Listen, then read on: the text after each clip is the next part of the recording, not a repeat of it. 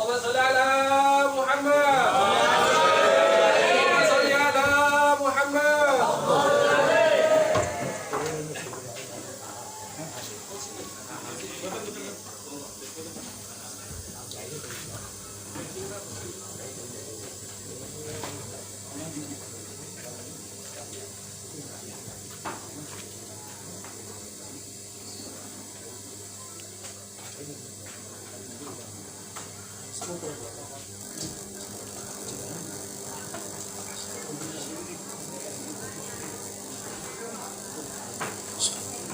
أحييكم بتحية الإسلام تحية أهل الجنان فتحيتهم فيها السلام.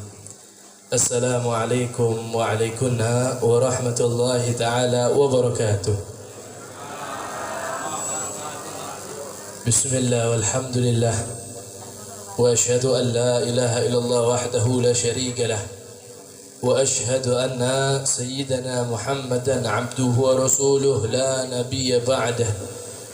اللهم صل وسلم وكرم ومجد وعظم على سيدنا ومولانا محمد ابن عبد الله وعلى آله وصحبه ومن والاه ولا حول ولا قوة إلا بالله. أما بعد. Yang kita muliakan, kita hormati para asatid, para kiai, para tokoh masyarakat, sepuh bini sepuh, wabil khusus yang tadi telah disebutkan. Alhamdulillah hadir di tengah-tengah kita ada Ketua NU Rating Gadang Ustadz Lutfi. Begitu juga para tokoh masyarakat daripada Ketua RW 06 dan juga Ketua Ketua RT 03. Nggih, betul nggih. Begitu juga para asatid, para kiai, para tokoh masyarakat yang lain yang mungkin tidak dapat saya sebutkan satu persatu, fa insyaallah tidak mengurangi rasa hormat kami kepada panjenengan semua. Ayah-ayah kami, ibu-ibu kami, jamaah tahlil al-ikhlas dan juga al-hidayah. Alhamdulillah di malam hari ini Allah tampakkan kita sebagai kelompok golongan yang senang, gembira, riang, bahagia atas kelahirannya Nabi Muhammad SAW.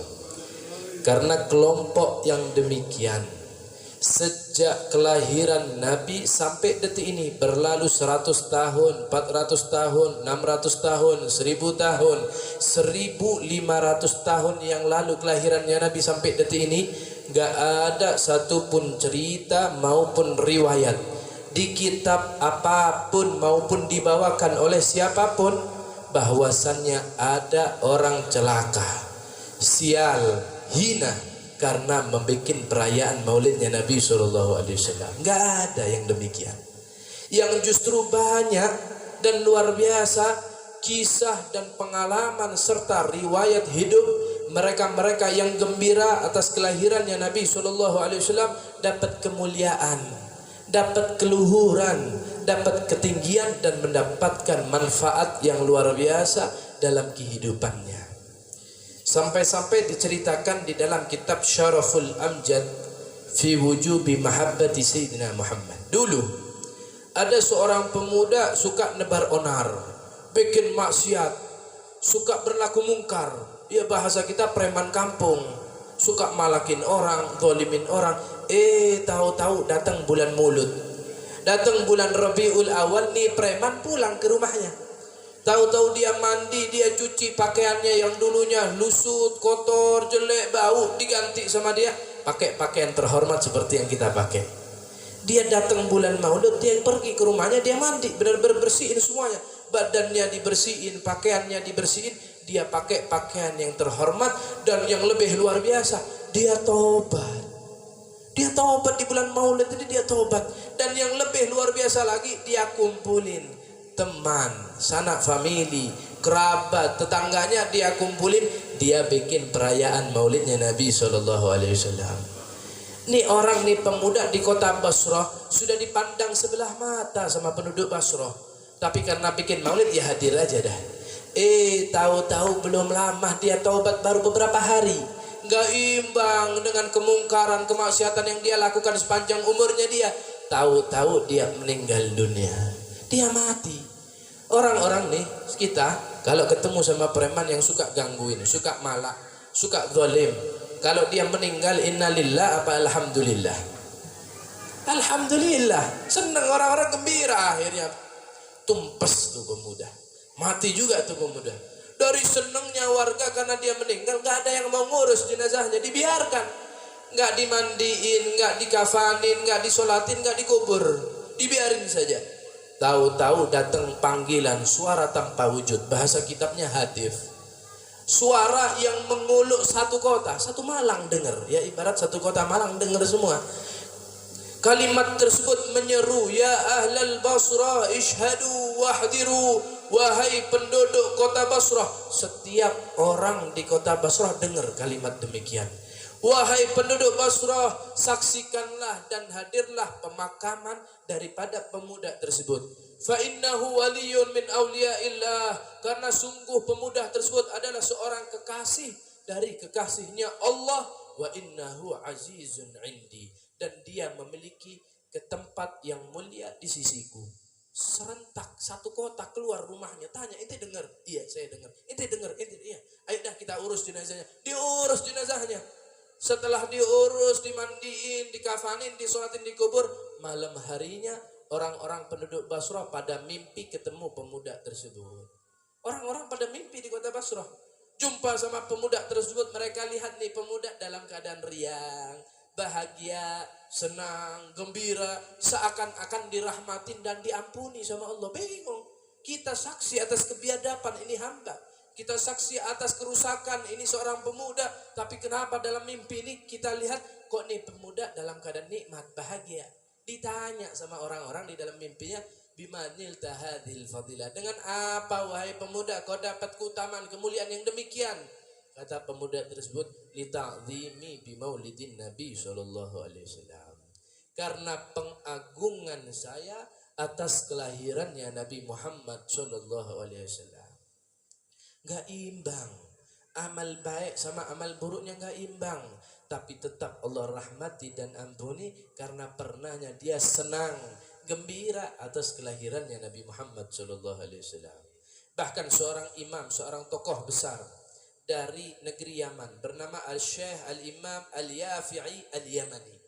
Beliau pernah mengatakan, man jama'a li maulidin Nabi SAW ikhwana, siapa orang yang kalau datang bulan maulid dia kumpulin teman-teman dia, kerabat dia, saudara-saudara dia, wahayya at-ta'aman, siapin hidangan, masak, wa ahla makanan, siapin tempatnya, demikian sih, ada kursinya, tertata rapi, wa amila ihsanan, kemudian beramal kebaikan, baca sholawat, baca maulid, baca Al-Quran, wasara dzalika sababan di maulidin Nabi SAW, dan rangkaian ini tadi menjadi penyebab terrealisasinya perayaan maulidnya Nabi SAW. Dapat apa kata beliau? Ba'athahullahu yaumal qiyamah ma'as-siddiqin wa syuhada wa sholihin. Kalau orang yang bikin maulid tadi itu meninggal dunia, dia siapin tempat, dia siapin makanan, dia beramal kebaikan. Orang-orang yang bikin maulid demikian meninggal dunia, kelak yaumal qiyamah Allah akan bangkitkan dia seperti Allah bangkitkan para kekasihnya Allah. Mereka-mereka yang meninggal dalam keadaan syahid, mereka-mereka yang dalam kategori ibadus sholihin, hamba-hamba yang soleh. Walaupun hamba tersebut gak meninggal dalam keadaan syahid, walaupun hamba tersebut gak masuk kekasihnya Allah, tapi karena berkah dia bikin maulidnya Nabi, Allah muliain dia seperti Allah muliain para kekasihnya Allah, dan Allah muliain seperti Allah muliakan para syuhada. Wa yakunu fi jannatin na'im, dan dia telah dapat tiket masuk ke dalam surga karena berkah maulidnya Nabi SAW. Masya Allah. Semoga Allah Ta'ala terima amalan kita pada malam hari ini. Kita bikin acara maulidnya Nabi SAW. Ada lagi nih, mutiara terindah di kota Malang yang Allah letakkan sebagai jimat buat kita. Siapa? Al-Imam Al-Syekh Al-Habib Abdullah bin Abdul Qadir Bil-Fiqih, yang tiap tahun di Hawli, di dekat alun-alun. Itu beliau alim luar biasa. Ilmunya bukan hanya diakuin satu kota, bukan hanya diakuin satu provinsi, bukan diakuin satu negara Indonesia, tapi ilmunya diakui dan kealimannya diakui seluruh dunia. Beberapa bulan lalu kami menghantarkan Syekh Usama Al-Azhar, guru besar daripada Universitas Al-Azhar Kairo, Mesir. Dia dari Lombok datang ke Malang. Kita tanya, ya Syekh mau ngapain ke Malang? Kata Syekh, saya mau mengambil sanad keilmuan yang nyambung kepada Al-Habib Abdullah bin Abdul Qadir bin Fiqih. Loh, kenal dari mana Syekh? Beliau sudah meninggal dunia. Iya, saya kenal dari karangan seseorang dari Maroko yang mengarang menceritakan tentang biografi dan kealimannya Al-Habib Abdullah bin Abdul Qadir bin Fiqih. Maka saya kejar sanad keilmuan yang nyambung kepada beliau. Saya datang ke kota Malang cari ijazah yang bersambung kepada beliau. Masya Allah. Nih Habib Abdullah pernah ditanya, Beb, apa ganjaran orang-orang bikin maulid demikian? Dapat apa?